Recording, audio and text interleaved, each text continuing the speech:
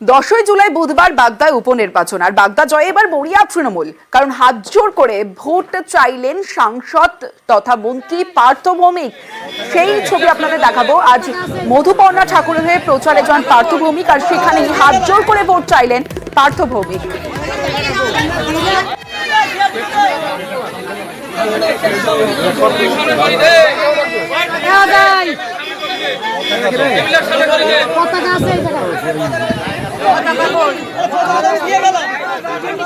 অনিরুদ্ধ কীর্তনিয়া রয়েছে আমার সঙ্গে। অনিরুদ্ধ, একটা বড় ফ্যাক্টর হচ্ছে মতুয়া ভোট, আর তার মধ্যে এই আসনে বিজেপিরই জয় আমরা দেখে এসেছি। এবার তো জয়ে মরিয়া তৃণমূল, কারণ আজকের ছবি দেখেই স্পষ্ট যেখানে হাত জোর করে ভোট চাইছেন পার্থ ভৌমিক। একদমই দেখো, তোমাকে জানিয়ে রাখি যে আগামী 10ই জুলাই বাগদা বিধানসভা উপনির্বাচন রয়েছে, যেখানে অর্থাৎ বলা যেতে পারে 2019 সালের লোকসভা নির্বাচনের আগে থেকেই এই আসনে তৃণমূলের ভরাডুবি হয়েছে বলা যেতে পারে। এবং 2019 সালে এখানে বিজেপি লোকসভা নির্বাচনে এগিয়ে ছিল, 2021 সালে বিধানসভা নির্বাচনে এখানে বিজেপি জয়ী হয়েছিল, 2024 সালে আবার লোকসভা নির্বাচনে বিজেপি এখানে এগিয়ে ছিল। সেক্ষেত্রে বলা যেতে পারে যথেষ্ট রকম অ্যাডভান্টেজ রয়েছে বিজেপির ক্ষেত্রে। কিন্তু এবার এই বাগদা আসন জয়ের ক্ষেত্রে যথেষ্ট রকম গুরুত্ব দিয়েছে তৃণমূল কংগ্রেস। সেখানে তৃণমূল কংগ্রেসের একাধিক নেতৃত্বকে দায়িত্ব দেওয়া হয়েছে বাগদাতে। তেমনই আজকে বাগদার গাঙ্গুলিয়াতে অর্থাৎ আশারু গ্রাম পঞ্চায়েতের গাঙ্গুলিয়াতে তৃণমূল কর্মী সমর্থকদেরকে সঙ্গে নিয়ে সেখানে প্রচারে যান পার্থ ভৌমিক, ব্যারাকপুরের সাংসদ পার্থ ভৌমিক।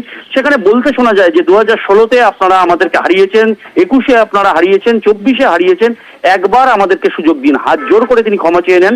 যদি কোনো নেতা আমাদের অন্যায় করে থাকে তার জন্য মমতা বন্দ্যোপাধ্যায়কে আপনারা ব্রাত্য রাখবেন না।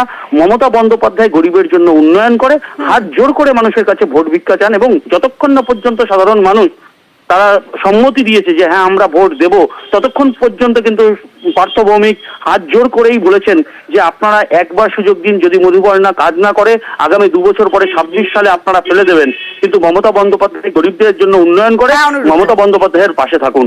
তেমনই কিন্তু বার্তা দিয়েছেন পার্থ ভৌমিক। বলা যেতে পারে বাগদা জয়ের জন্য মরিয়া তৃণমূল কংগ্রেস, তা আজকে পার্থ ভৌমিকের এই বক্তব্যে স্পষ্ট। বেশ, আমার ছোট বোন মেয়ের মতো, মাত্র 25 বছর, 22-24 দিনের বয়স, এবারই ও বাড়ি দৌড়ে বেড়াবে। আমি দায়িত্ব নিয়ে বলছি, দয়া করে একবার কাজের সুযোগ দিন, দয়া করে একবার কাজের সুযোগ দিন। আমি হাত জোর করে বলছি, আমার দলের কেউ যদি কোনো অন্যায় করে থাকে আমি হাত জোর করে আপনাদের কাছে ক্ষমা চাইছি। যদি আমার দলের কেউ কোনো অন্যায় করে থাকে একটা সুযোগ দিন। যদি মধুপর্ণা কাজ করতে না পারে 2 বছর বাদে আবার বিধানসভার নির্বাচন, তখন ফেলে দেবেন। কিন্তু একটা বার কি আমরা সুযোগ পেতে পারি না? পাবো একবার সুযোগ, দেবেন আপনারা।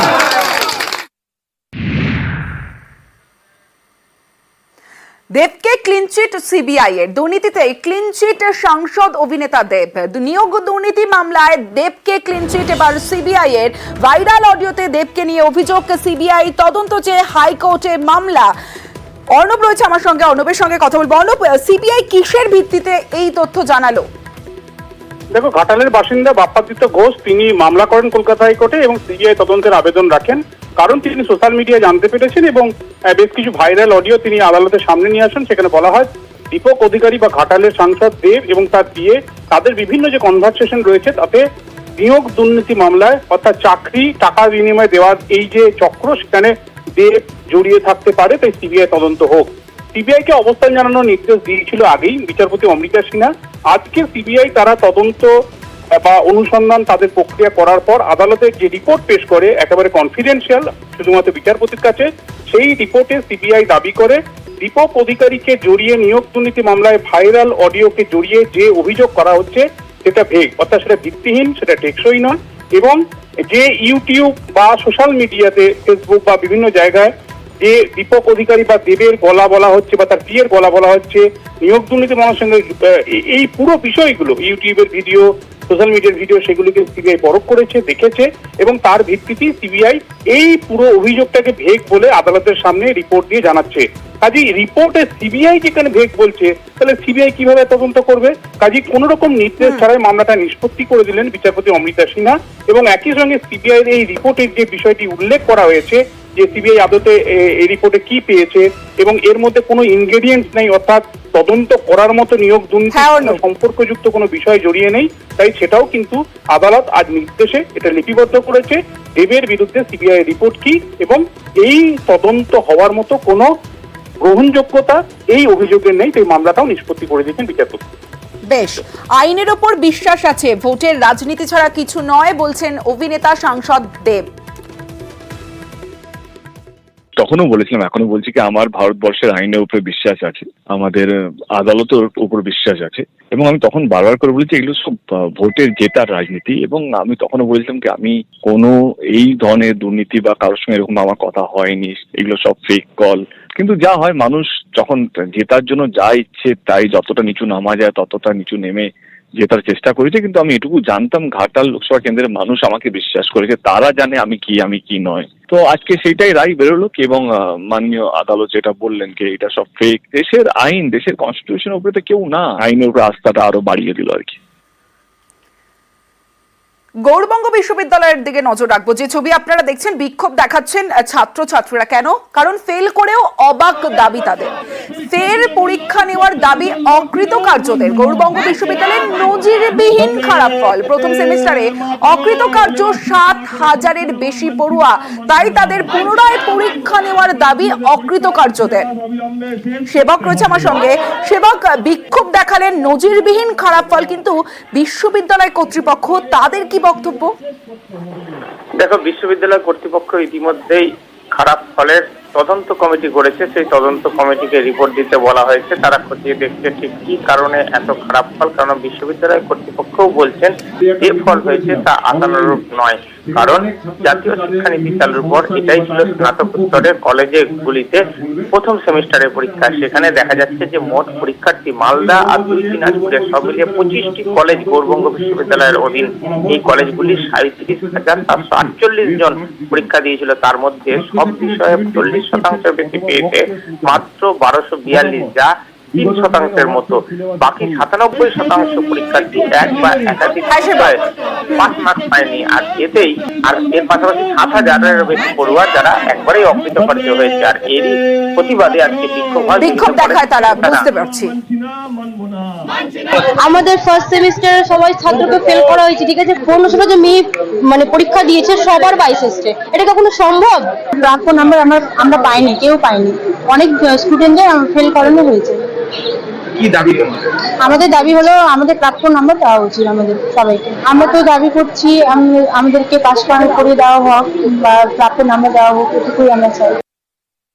এক্ষেত্রে নতুন কার্যক্রম আমাদের এখানে এনইপির যেটা আমরা লাগু করেছি, ইউজিসি যে গাইডলাইন অনুযায়ী, আমি বলবো যে এটা খারাপই হয়েছে। অন্যান্য যত সেমিস্টারগুলোতে আমরা যে ধরনের ফলাফল মানে যেটা আশা করি তার থেকে এটা খারাপই হয়েছে। কেন এই ধরনের রেজাল্টটা হলো সেটা নিয়ে বিশ্ববিদ্যালয় অলরেডি এটা উদ্বিগ্ন, এবং একটি তদন্ত কমিটি আমাদের এখানে তৈরি হয়েছে। এটা তারা কারণ অনুসন্ধান করবেন, এবং আমি আশা করছি যে তারা এই কারণটাকে খুঁজে বের করতে পারবে। জামুরিয়ায় সেখানে শাসক দলের নেতার বিরুদ্ধে তোলাবাজির অভিযোগ। ইসিএল এর বরাতপ্রাপ্ত সংস্থার বিরুদ্ধে তোলাবাজির অভিযোগ শাসক নেতার বিরুদ্ধে। পঞ্চায়েত সমিতির পূর্ত কর্মাধ্যক্ষ উদীপ সিং এর বিরুদ্ধে থানায় নালিশ। চালকদের মারধরের পর গাড়ি পিছু 5,000 টাকা দাবির অভিযোগ। থানায় অভিযোগ বেসরকারি সংস্থার কর্ণধার অসীম চক্রবর্তীর। ওনার সাথে ব্যক্তিগত কথা বললাম যে দাদা আপনি কেন এটা বন্ধ করছেন, এটা লিগেলি, এটা সেন্ট্রাল গভর্নমেন্টের মাল, এটা কোনো কেমিক্যাল নয়। তখন উনি বললেন যে পার ট্রাক তোমাকে 5,000 টাকা করে লাগবে, তোমার কোম্পানিকে বলে দাও, তবে গাড়ি চলবে, গাড়ি চলবে। তো আমিও তো মামলা করবো। উদীপ সিং এর ভয়ে আমার প্ল্যান্টের কোনো ড্রাইভার আসছে না, কেউ কাজ করতে চাইছে না। যার বিরুদ্ধে অভিযোগ তিনি বলছেন যে মিথ্যে মামলায় ফাঁসানো হচ্ছে তাকে। শোনাবো তার বক্তব্য।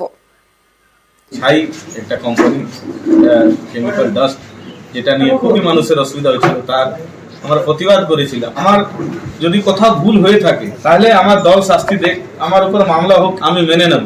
কিন্তু যদি আমি কোনো অপরাধ না করে থাকি, আমাকে ধরিয়ে ধমকি দেওয়া হয়, আমাকে যদি চমকায়, আমাকে যদি ভয় দেখানো হয়, আরে ভয় করনে वाला আমি ছিল না। আর এই যে ঘটনা, এই গোটা ঘটনা নিয়ে শুরু হয়েছে রাজনৈতিক চর্চা। তৃণমূল কংগ্রেসে এটা চলবে। তৃণমূল কংগ্রেসে যদি স্বাধীনভাবে কেউ বলার চেষ্টা করে, অন্যায়ের প্রতিবাদ করে, তার বিরুদ্ধে মামলা হবে। এবার ওকে সিদ্ধান্ত নিতে হবে যে সে অন্যায় বরদাস্ত করে আবার চুপচাপ তাদের সঙ্গে মাথা নিচু করে থাকবে, না এখন যে কথা বলেছে সে সাহস দেখাতে পারবে যে না ঠিক আছে যাই হয়ে যাক না কেন আমি অন্যায়ের সঙ্গে আপোষ করব না। এটা তো ওকে ব্যক্তিগত সিদ্ধান্ত নিতে হবে। ঠিক আছে, উনি বলেছেন, তো আমি তো বলছি কি আমি ইনকোয়ারি করবো, জমুরিয়া ওসির সঙ্গে কথা করবো কি ব্যাপার আছে।